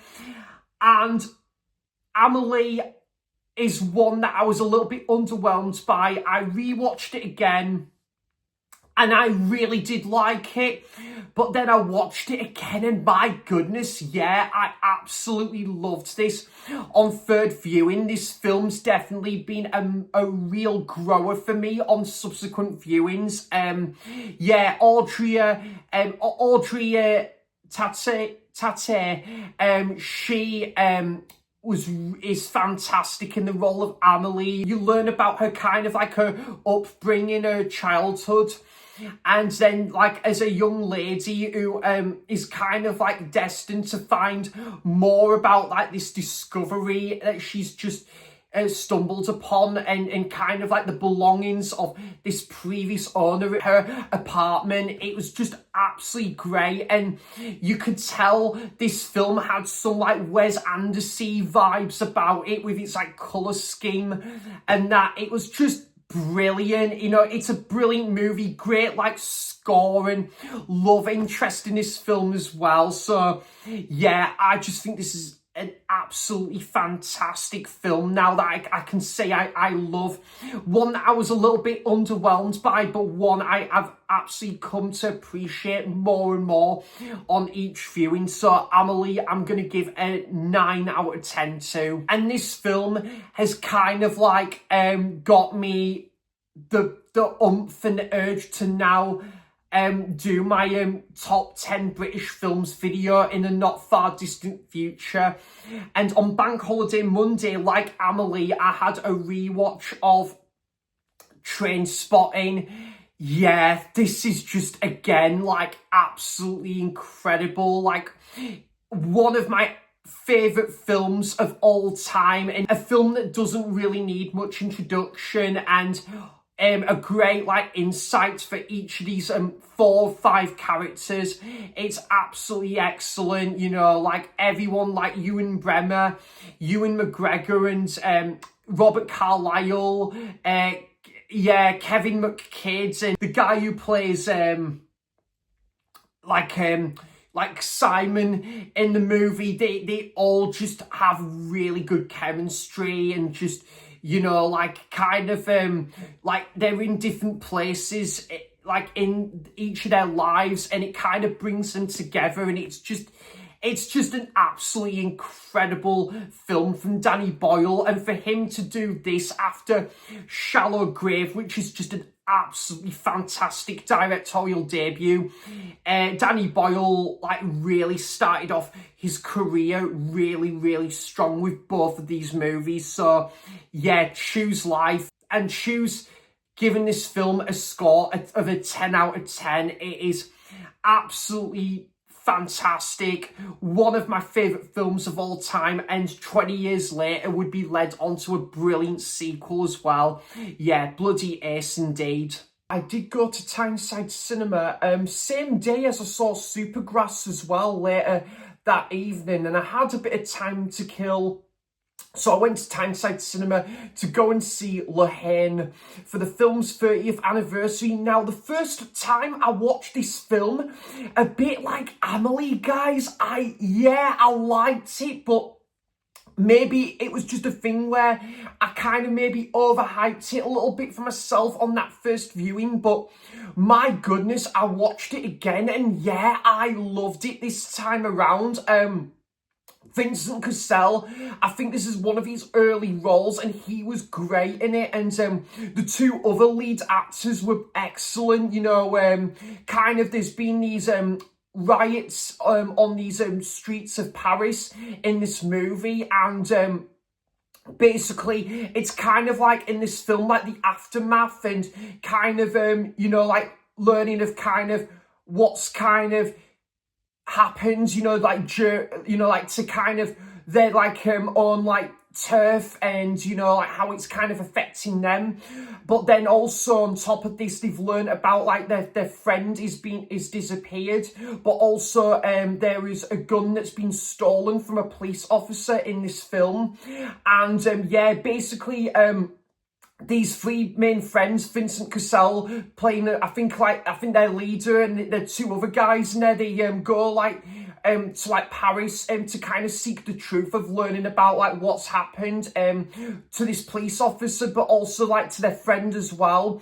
And yeah, this was just a really good movie, guys. I think this film really suits being in black and white as well, and they all put in really good like performances. Yeah, and kind of a film set into like 24 hours as well. And yeah, that ending has to, you know, be one of the most abrupt endings to a film ever, and you're kind of left speechless of what's happened at the very last minute of the movie, the last dying second of the film. It is just a brilliant film, and yeah, just seeing like kind of the nightlife on the streets of Paris as well, and seeing what these three friends are getting up to and that, and whilst they're kind of trying to find the truth and that. It's a really good movie, guys. Lahane, I'm going to give an 8 out of 10 there. So I went to go to Tyneside Cinema to go and see Wes Anderson's latest film,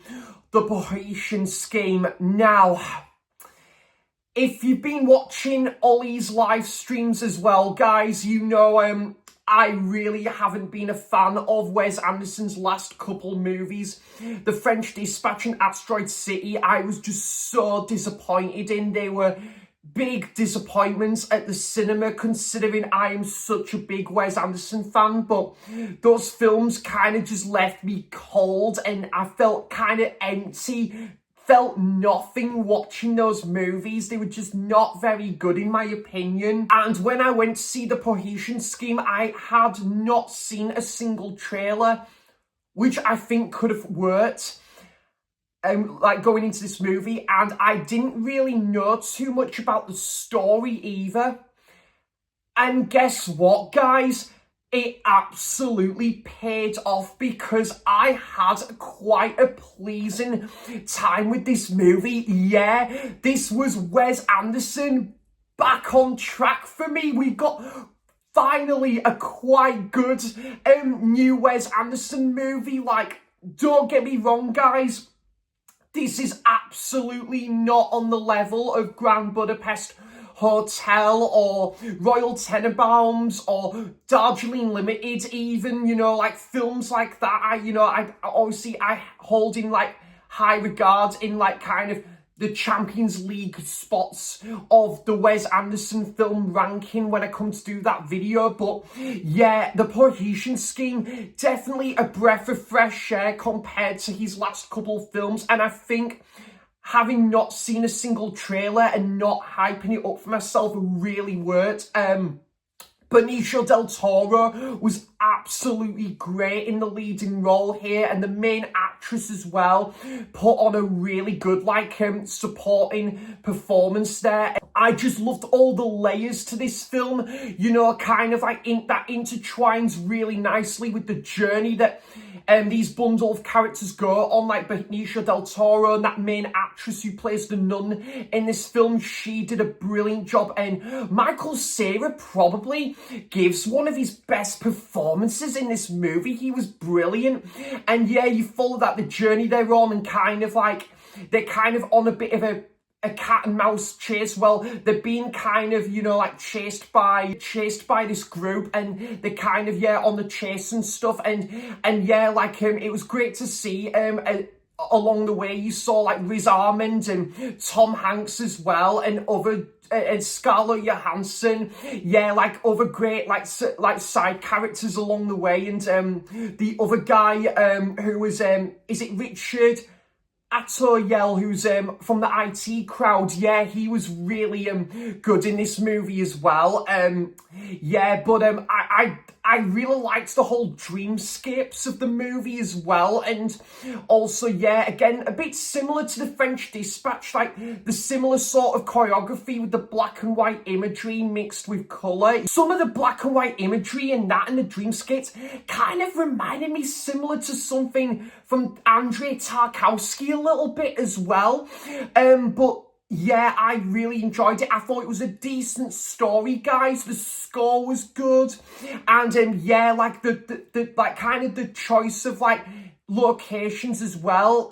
That's, you know, like kind of segue into this journey was brilliant. And you're kind of learning about like Benicio del Toro's characters, like back history, controversy around his character. He's done some bad shit in the past, and he's like trying to make amends with like his daughter as well, like reunite, like kind of like trying to like make it up to his daughter in this film as well. But yeah, just a good solid film, guys, and yeah, definitely one of the surprises of the year.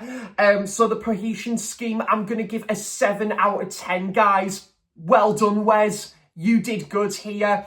And I look forward to Wes Anderson's next film as well, because this was a good and pleasant surprise. Two Night Stand with Miles Teller and that other actress who's been in a couple of other things. Two Night Stand, this was just fine. It was okay for me, you know. It was not a bad kind of way to pass the time, I guess. Like 82 minutes, it was all right. I did like some of the technical aspects of the movie, you know, like the modern technology side of it, and you know, like the whole like dating app scene in this movie. I thought was pretty good. It was handled well. It showcased kind of what can be the dangers of like the internet at times, but also kind of that self-building, that self-awareness of who you're about to meet online. I thought that was handled really well in this movie. But yeah, this was a decent story with Miles Teller and that lass who was really good in it. They had good chemistry, you know, like kind of pretty much set in this one apartment for like 80% of the movie. It was really interesting, and yeah, it was probably one I'm not going to come back to an awful lot. I did like the winter setting and stuff, and again, yeah, I did like the whole like New Year's Eve setting as well towards the end, but it was fine. It was a decent little film, this one. Two Night Stand, I'm going to give it a 6 out of 10 there. Cineworld in Newcastle, I went to go and see, and I can't believe this film series has come to an end now. Wow, it's weird to say that. Mission Impossible: The Final Reckoning. Yeah, the Mission Impossible film series is done, I guess. It's come to an end, and I can't believe I've been with this film series probably the last decade or something. I've been to see all the Mission Impossible films at the cinema since, what is it, Rogue Nation? So that was 10 years ago, so wow. Mad to think that this film series has come to its conclusion now, but absolutely, that and John Wick is the best modern day action film series, and this was a good solid conclusion. I think it's probably my least favourite since possibly number 3. However, I did like number 3 still. I think this might have been my least favourite, but guys, it was still a good, solid movie, which just goes to show how consistent this film series has been throughout. The stunt work from Tom Cruise here is just absolutely genius, and you know, like the stunts that he pulls off in this movie, you've got to give absolute merit to this guy. You know, it just goes to show how much of a commitment that he will go that extra mile for like these movies and this film series. He puts his heart and soul into it, as the other cast as well. But this just really led nicely as well from a brilliant part one of Dead Reckoning. A great villain as well with Gabriel, who looks a bit like a George Clooney lookalike as well.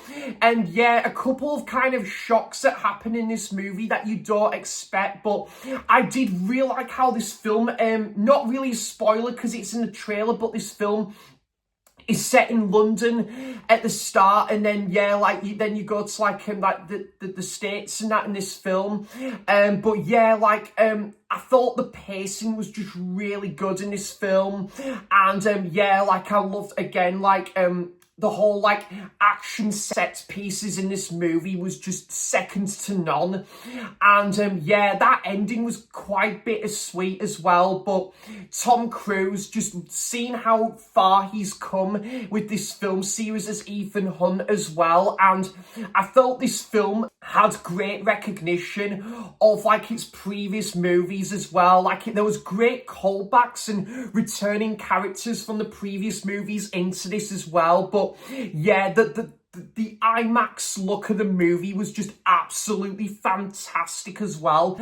And it was just, a decent story to sign off what is a really awesome film series. And I think, having not seen the previous films for so long, guys, I can't wait now to go back and revisit this film series from pretty much that first movie and onwards, because there was a lot of the Mission Impossible movies I kind of forgot that happened as well, because I haven't seen it for those movies for that long.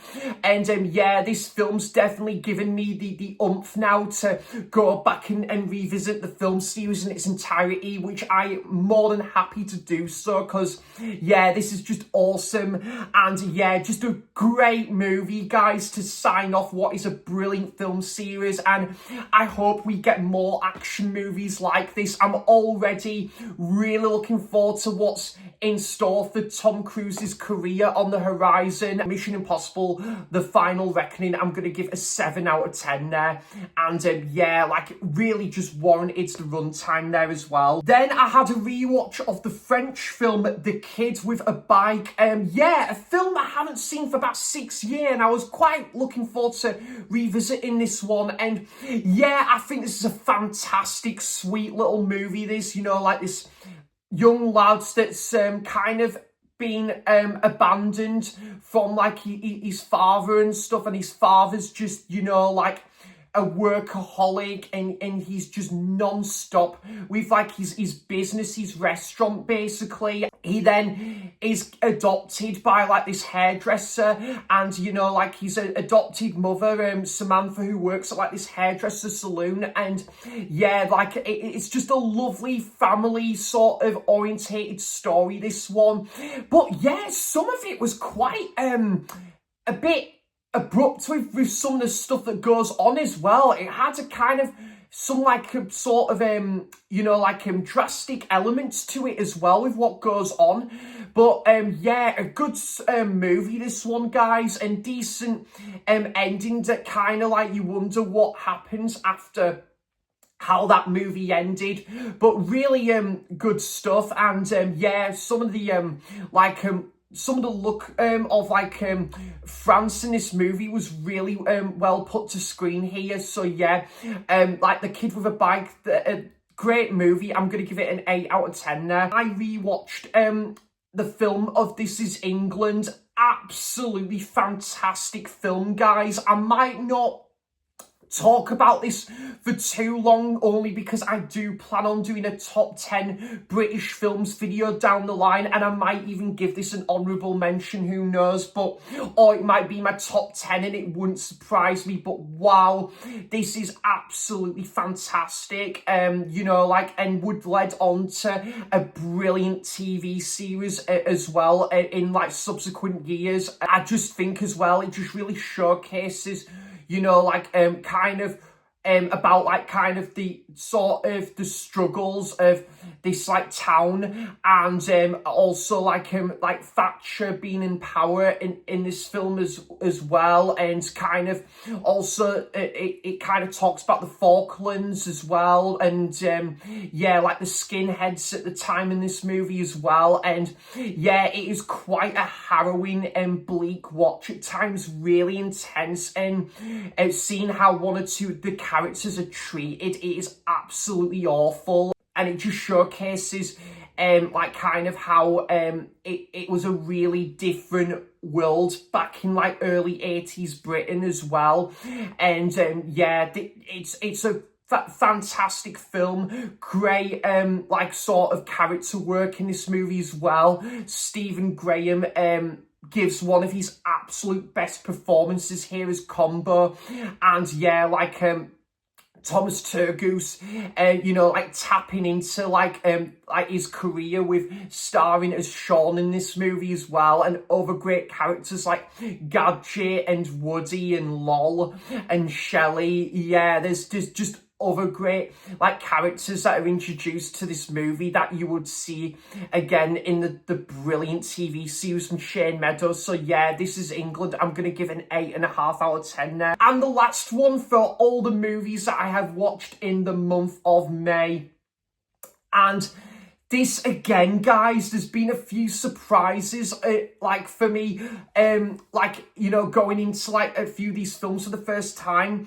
And I must admit, I was a bit optimistic going into this movie because I do love a British flick, and this being set in Glasgow as well. And Ollie was saying on the stream that it's kind of described as if you love Gregory's Girl, you're likely to really enjoy this movie, and I absolutely did as well. And that's the film Heavenly Pursuits with it's Tony someone, I'll put the name on the screen there, and Helen Mirren.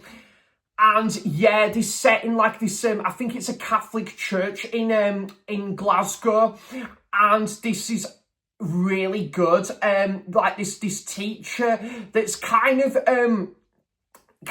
wondering like that why he's got like these like kind of special talents, and he's like this miracle worker.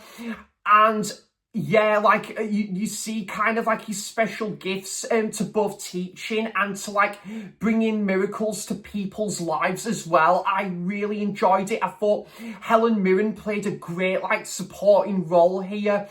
This is set in like the late 80s, and it's 1986 this film was released, and it's just great. The look of Glasgow like as well, like I just found it really interesting to see how it was with Glasgow in like the late 80s as well. Yeah, just really good. Just a couple of really good scenes there where there's one scene where he would be playing a record, or one scene where he's he kind of jumps from this building to this building, and it's yeah, just a interesting story to this one. Good acting as well, and yeah, like a good side cast in this, and yeah, like I just really enjoyed the whole like conspiracy theory and like talk in this movie as well. So yeah, Heavenly Pursuits I thought was great. I'm gonna give it an 8 out of 10 there. So guys, that's all the movies that I've watched in the month of May. Been a great month for movie watching, and great looking back at all the movies I have watched in the month of May. There's been some great first time watches here, some great rewatches as well, and some great cinema trips. So yeah, bring on June and seeing what it'll be like with like first time watches and discoveries and that in the month of June. So yeah, I hope your movie watching month of May has been really good as well, and you've really enjoyed the movies you've watched in the month of May. And yeah, do let me know, guys, have you seen any of these films and what's your thoughts on these movies? I would love to know all of that good stuff in the comments down below, and I hope everyone is having a fantastic weekend as well. So thanks for watching, cheers for stopping by, and until next time, I'll see you for the next video. Bye bye.